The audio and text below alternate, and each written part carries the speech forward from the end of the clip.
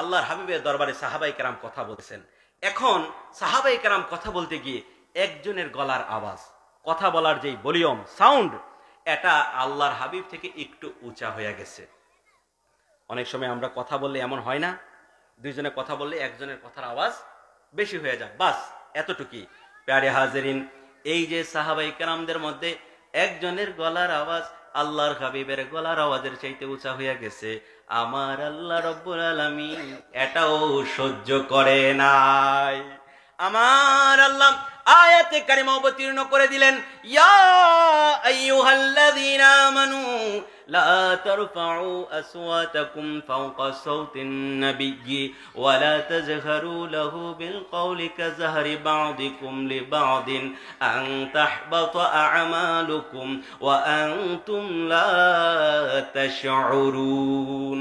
আমার আল্লাহ আয়াতে কারিমা অবতীর্ণ করে দিল, আরে ও ইমানদার, আমার নবীজির কণ্ঠের আওয়াজের উপরে তোমাদের গলার আওয়াজে উঁচা কইরো না। ঘোষণা দিয়া দিছে। আরে কেমন উঁচা? আমার আল্লাহ রাব্বুল আলামিন আয়াতে কারিমার মধ্যে উদাহরণ দিয়া বুঝাইয়া দিছেন, ওয়ালা তাজহারু লাহু বিল কওলি কাজহারি বা'দিকুম লিবা'দিন।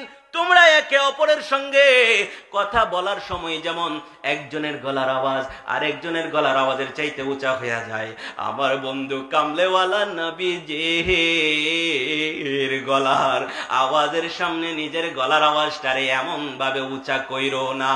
যদি এমন ভাবে উঁচা করে তাহলে এর ফলশ্রুতিতে এর শাস্তি কি হবে?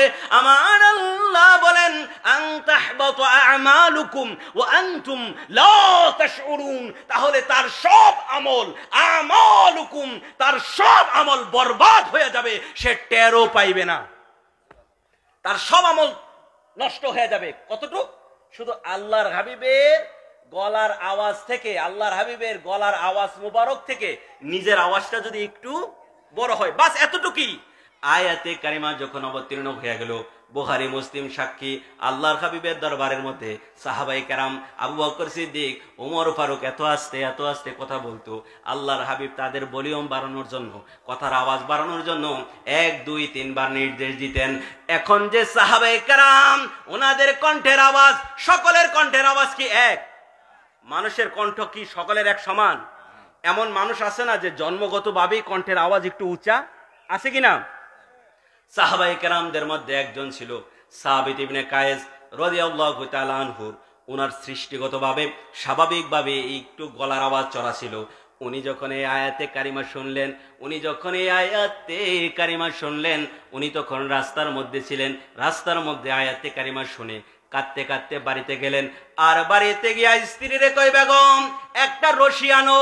রশি যখন আনা হলো, উনি গুড়া রাখার যেই জায়গা, গুড়া রাস্তা বলের মধ্যে গেলেন আর বললেন যে আমারে শক্ত করে আমার পাটারে রশি দিয়া বাঁধা রাখো, যতক্ষণ না পর্যন্ত আল্লাহর হাবিব আমারে না ডাকে, যতক্ষণ না পর্যন্ত আমার মৃত্যু হয়, এর আগে আমি এই ঘর থেকে বের হইব না। এইবার আল্লাহর হাবিবের দরবারে সাবিত ইবনে কায়েস রাদিয়াল্লাহু তাআলা আনহু যায় না। আল্লাহর হাবিব উনারে খুঁজে মুসলিম শরীফের বর্ণনায় সাদ ইবনে মুআজ রাদিয়াল্লাহু তাআলা আনহুকে, আর অন্য বর্ণনায় আসিম ইবনে আদি রাদিয়াল্লাহু তাআলা আনহুকে আল্লাহর হাবিব বললেন, আসিম রে, আমার সাবিত কই?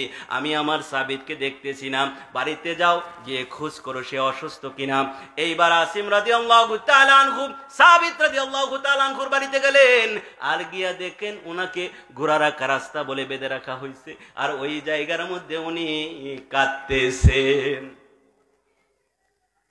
সাবিত রাদিয়াল্লাহু তাআলা আনহুর এই অবস্থা দেখে আসিম রাদিয়াল্লাহু তাআলা আনহু বললেন, ভাই আমার কি হয়েছে, এমন কেন তোমার অবস্থা?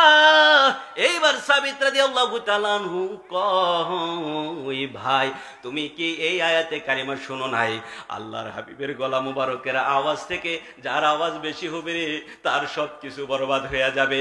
আরে আমার তো গলার আওয়াজ উঁচা, আমি তো আল্লাহর হাবিবের দরবারে যদি যাই আর কথা বলতে গিয়া যদি আল্লাহর হাবিবের জবান মুবারক থেকে নিজের জবানটা উঁচা কইরা দে, তবে তো আমার দিন দুনিয়া সবকিছু বরবাদ হয়ে যাবে। এই জন্য আমি এই জায়গা থেকে যাই না।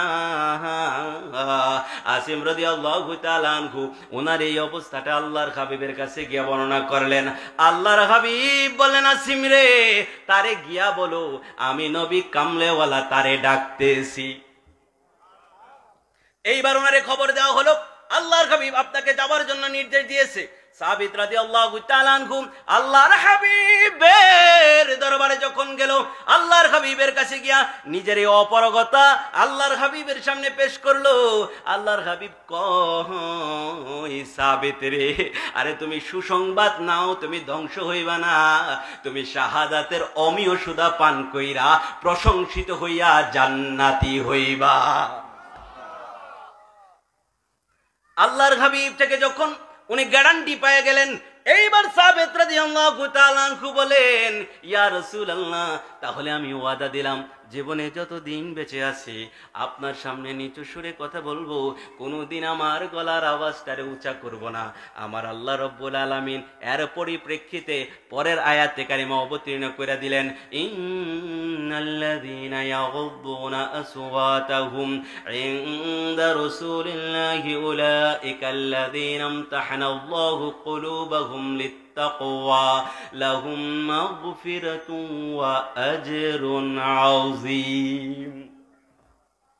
এই যদি হয় সাহাবায়ে কেরামদের অবস্থা, সাহাবায়ে কেরাম যদি আল্লাহর হাবিবের শানে এই সামান্যটুকু বেয়াদবির ধরনটা তো শুনছেন না? খেয়াল রাখেন কিন্তু বেয়াদবিটা কতটুক। আল্লাহর হাবিবের গলার আওয়াজ মুবারক থেকে নিজের গলার আওয়াজটা একটু বাড়লে, তাহলে আমি আপনি যদি আল্লাহর হাবিবের শানে গুস্তাখি করে কি হবে বলেন? কি হবে উপায়? কি হবে উপায়? কিন্তু আমাদের মধ্যে মুসলমান নাম দিয়ে নামাজ, রোজা, হজ, যাকাত, তাসবিহ, তাহলিল, ইবাদত, বন্দেগী পালন করেও এমন মানুষ আছে কিনা আল্লাহর হাবিবের শানে গুস্তাখি করে? নাই, নাই, আছে, হাজারটাও আছে। আমি হাজারটা প্রমাণ দিতে পারতাম, কিন্তু আমার সময় সেই দিকে অত লম্বা পাবো না। আমি দুই একটা উদাহরণ দেই। তাদের নামাজ, রোজা, ইবাদত, বন্দেগী, দাড়ি, টুপি, পাগড়ি, ঢিলা, কুলুপে কোনো কিছু কমতি নাই। কমতি হচ্ছে আমার রসুলের শানে। এমন মানুষ আছে না? আমার রসুলের শান দেখে জ্বলে পুড়ে ছারখার হয়ে যায়। আরে তারা এমন ভাবে আল্লাহর হাবিবের শানে গুস্তাখি করেছে, ইমানদারের কলিজা পুড়ে ছারখার হয়ে যায়। আরে যেই নামাজে আল্লাহর হাবিবকে সালাম না দিলে নামাজ হয় না, সেই নামাজে তারা বলতেছে, সেই নামাজে মুসলমান দাবি করা কিছু ব্যক্তি বলতেছে, সেই নামাজে রসুলের খেয়াল আসলে শিও গরু গাদার খেয়াল আসার চাইতে আরো নিকৃষ্ট হবে। বুঝেন? আল্লাহর হাবিবের ইলমে গায়েব কে বলতেছে? আল্লাহর হাবিবের যে ইলমে গায়েব আছে তা পাগল, ছাগল, গরু, গাদারও আছে। আল্লাহর হাবিবের ইলম নাকি শয়তানের ইলমের চাইতে কম। আল্লাহর হাবিব নাকি মরে পচে মাটির সাথে মিশে গেছে। নাউজুবিল্লাহ। আল্লাহর হাবিব নাকি দেয়ালের পিছে কি আছে সেই জ্ঞানও নাই। আল্লাহর হাবিব দুষে গুণে বড়া আরেক 4, 5 জন, 8, 10 জন সাধারণ মানুষের মতো মানুষ। বলতেছে আল্লাহর হাবিব অন্যের উপকার করব কি দূরের কথা, উনি তো নিজেকে নিয়ে বাঁচাইতে পারবে কিনা সেই পেরেশানিতে থাকবে। আরে কলিজার মধ্যে আগুন লেগে যায়।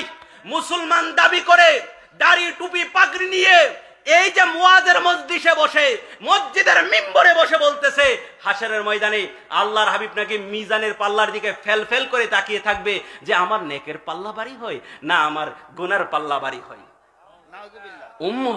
উম্মত বলতেছে আল্লাহর হাবিব নবুয়াতের দায়িত্ব পালন করতে গিয়া অনেক ভুল ত্রুটি করেছে।